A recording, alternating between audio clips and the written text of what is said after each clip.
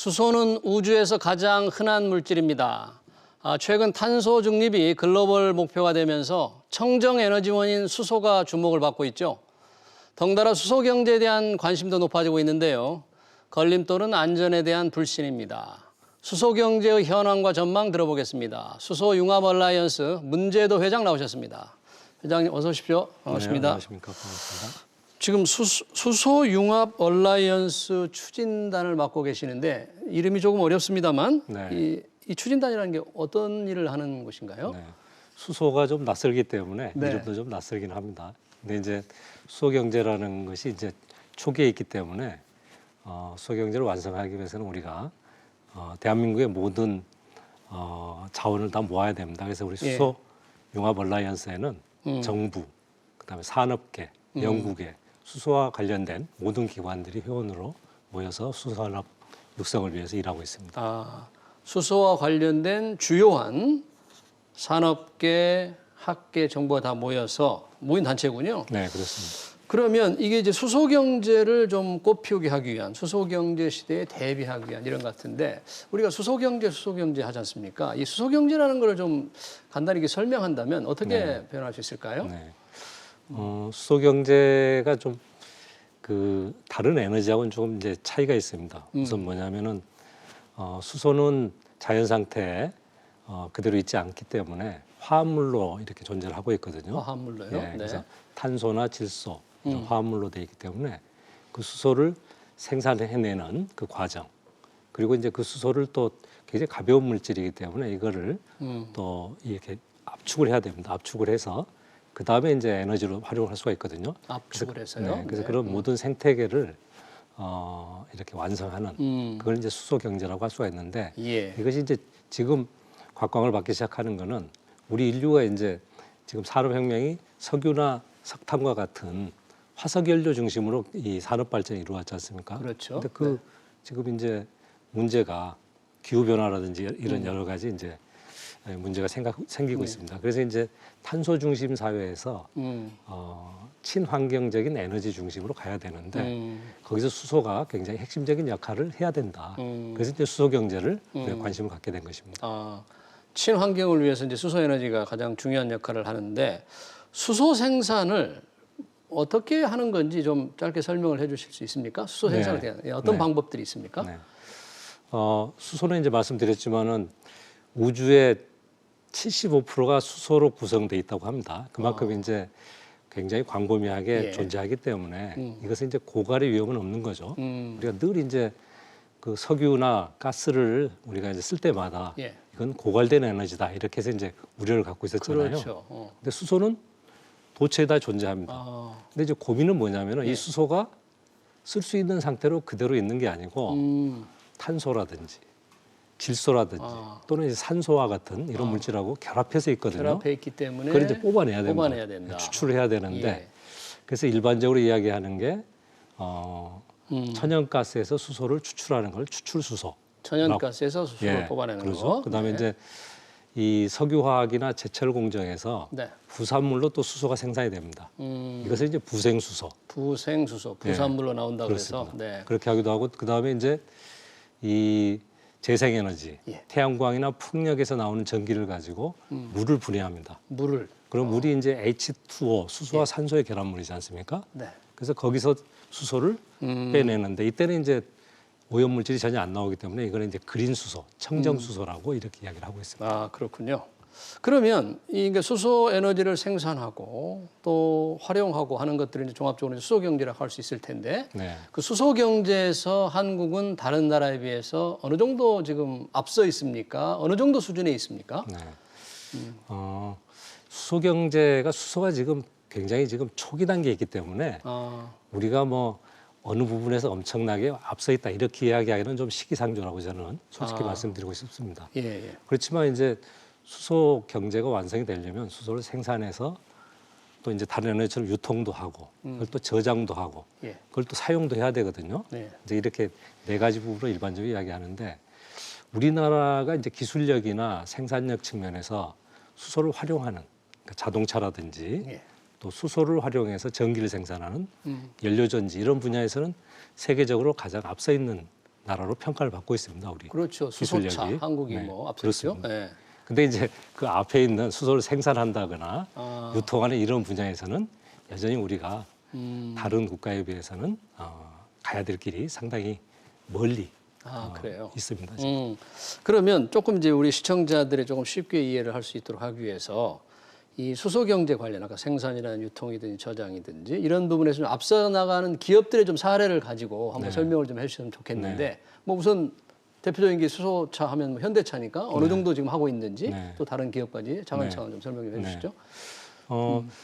이 산업을 좀 말씀드리기 전에 그 전에 이제 국가별로 이게 좀 수소가 미래에 굉장히 큰 잠재력을 가진 산업으로 이렇게 지금 보고 있습니다. 그래서 이제 뭐 골드만삭스 같은 경우는 2050년이 되면은 12조 달러의 수소 시장이 형성될 것이다 이런 이야기를 하고 있거든요. 12조 달러. 예. 근데 그 12조가 10조 달러가 얼마나 되느냐 잘 사실 상상이 안 가지 않습니까? 근데 이게 현재 중국의 GDP가 한 14조 달러 정도 됩니다. 네, 그러니까 어마어마한 거죠. 그러네요. 지금 반도체 시장 규모가 한 5천억 달러 정도 됩니다. 반도체 그거밖에 안 됩니다. 예, 그렇습니다. 그러니까 뭐 만약 2050년에 우리가 정말 목표하는 수소 경제가 완성이 된다 그러면은 12조 달러. 어마어마한 시장 형성이 되는 거죠. 여기서 이제 우리 기업들이 경쟁력을 갖춘다 그러면은 우리나라 입장에서는 기후 변화도 대응을 할 수가 있고 또 일자리 창출, 또 우리 GDP 미래 경제 성장을 또 할 수 있는 먹거리가 또 되는 거죠. 이러면서 경제 규모니까 우리나라의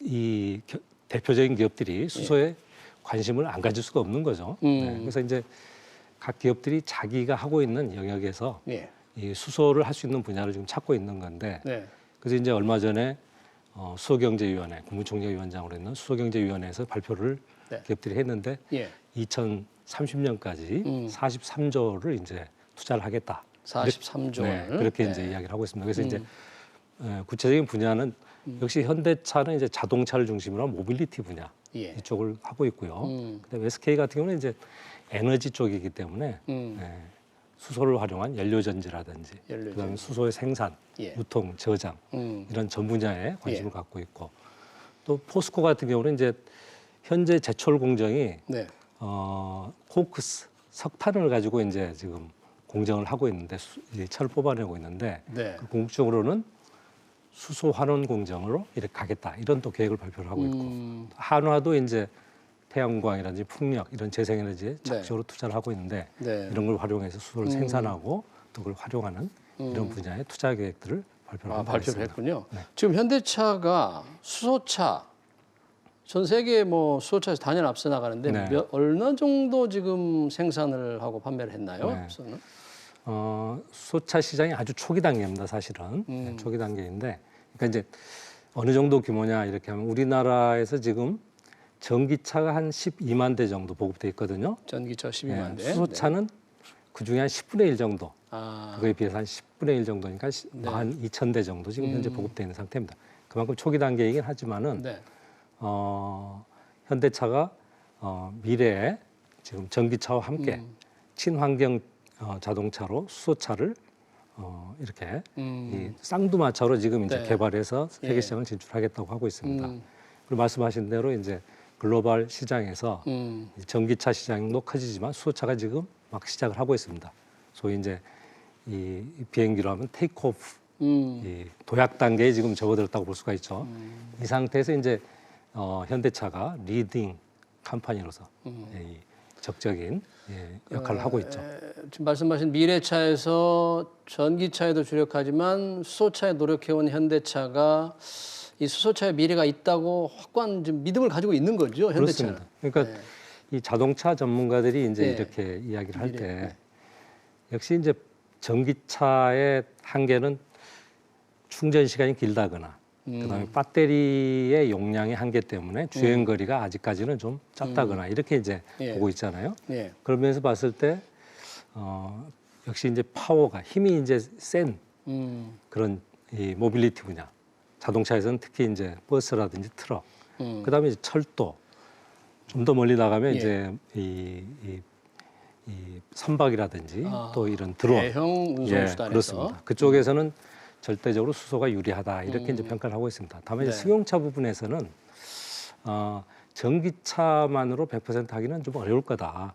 아무래도 이제 이 힘이 필요한 뭐 이런 이 부분에서는 그렇군요. 예, 수소차의 역할이 있을 거다 이렇게 생각을 합니다. 그래서 현재 자동차의 휘발유차와 디젤차가 공존하듯이 수소차가 이 수용차 부분에서 전기차를 보완할 것이다 이렇게 평가를 하고 있는 거죠. 그렇군요. 지금 대기업들 말씀을 많이 해주셨는데 수소 경제 관련해서 좀 열심히 하고 있는 유망 스타트업들도 조금 많이 있습니까? 어떻습니까? 우리? 네. 우리나라에서 이제 활용 부분에 네. 이 자동차나 또 연료전지 분야에서는 이제 그걸 부품을 이제 네. 부품이나 소재를 공급하는 이런 이 부품 소재 기업들이 많이 있습니다. 그래요. 예. 근데 이제 저희가 더욱 주목을 하는 거는 네. 역시 우리의 기술력이 좀 더 필요한 수소를 생산하는 수소를 물분해해 가지고 예. 이 그린수소 생산한다든지 그다음에 이제 미래 산업에서 이제 드론이라든지 이런 것처럼 모빌리티 분야에 수소를 활용할 여러 가지 산업 분야가 새로 나타나고 있습니다. 이쪽에 이제 기업들이 관심을 갖고 있는데 그런 기업들이 굉장히 미래성이 있다고 생각합니다. 저희가 그래서 이제 정부에서 그런 기업들을 수소 전문 기업으로 이렇게 지정을 해서 수소 전문 기업. 예, 그렇습니다. 어떤 조건이 있겠네요. 수소 예, 전문 기업. 매출액하고 그다음에 특히 이제 R&D 기술 개발에 예. 수소 분야에 투자를 많이 하는 기업을 수소 전문 기업으로 이렇게 지정을 해서 그런 기업에 대해서 이제 정부에 적극적으로 지원해서 세계적인 경쟁력을 갖춘 기업으로 키워갈 생각입니다.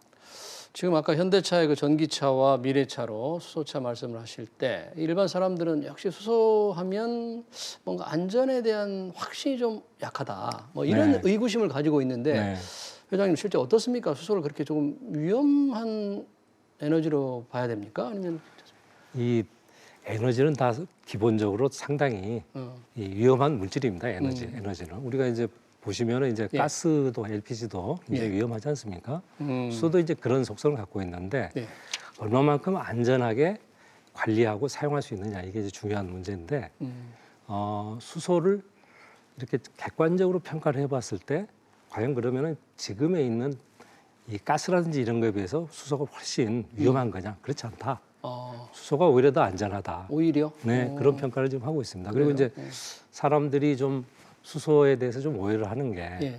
우리가 자동차 같은 경우도 이 내연기관 같은 폭발에 의한 네. 이 힘에 의해서 이 엔진을 구동하지 않습니까? 근데 수소 연료전지는 이게 폭발하는 장치가 아니고 수소와 공기 중의 산소를 이렇게 반응을 해가지고 거기서 생기는 전기를 가지고 이제 구동을 하는 겁니다. 그렇기 때문에 전혀 폭발이 있지 않습니다. 폭발이 아니군요. 예, 다만 이제 수소를 보관하는 과정에서 게. 보관하는 과정에서 그것이 이제 좀 예. 위험하지 않느냐 이제 이런 걱정들을 하고 있는데 그런 부분도 이 특수 용기를 제작해 가지고 안전하게 관리를 하고 있다는 것을 말씀드립니다. 마지막으로 일반인들이 조금 수소 경제 시대가 내 곁으로 왔구나 이렇게 느낄 때는 언제쯤 될까요? 네. 요즘 이제 저한테도 굉장히 궁금하다. 수소 하는데 옆에 나 볼 수가 없다 이런 이야기들 많이 하더라고요. 사실 서울에 이제 수소차가 돌아다니긴 하지만은 그런 이제 우려도 있고 그런 뭐 여러 가지 이제 이 국민들의 이제 수소에 대한 어떤 좀 접근성 이런 걸 위해서 수소 택시를 한 20여 대 지금 운영을 하고 있습니다. 지금요? 그래서 길거리 다니다 보면 이제 수소차가 보이거든요. 그러면 수소가 내 옆에 있네 이런 생각을 하겠죠. 근데 이제 이게 에너지로서 정말 우리 생활에 가까이 있으려면은 석유라든지 석탄이라든지 가스처럼 이렇게 대량으로 생산이 되고 또 그다음에 사용이 돼야 되지 않겠습니까? 그러려면 여러 가지 또 인프라를 또 깔아야 됩니다. 이게 수소도 이제 천연가스처럼 이렇게 보급을 하기 위해서 그리고 세계적으로 이게 또 융통도 돼야 되고요. 그러려면 이제 투자도 많이 돼야 되고 기술 개발도 더 보완될 필요가 있습니다. 제 생각에는 한 10년 정도 10년 정도 후에는 우리가 수소 경제를 진짜 이 전체적인 그림을 볼 수 있지 않겠냐 이렇게 생각을 합니다. 10년 후에 꼽힌다면 미리 준비하고 대비하는 게 필요할 것 같아요. 그렇습니다. 네. 네, 수소 경제에 대해서 알아봤습니다. 지금까지 문제도 수소융합 얼라이언스 추진단 회장이었습니다. 고맙습니다. 네, 고맙습니다. 네.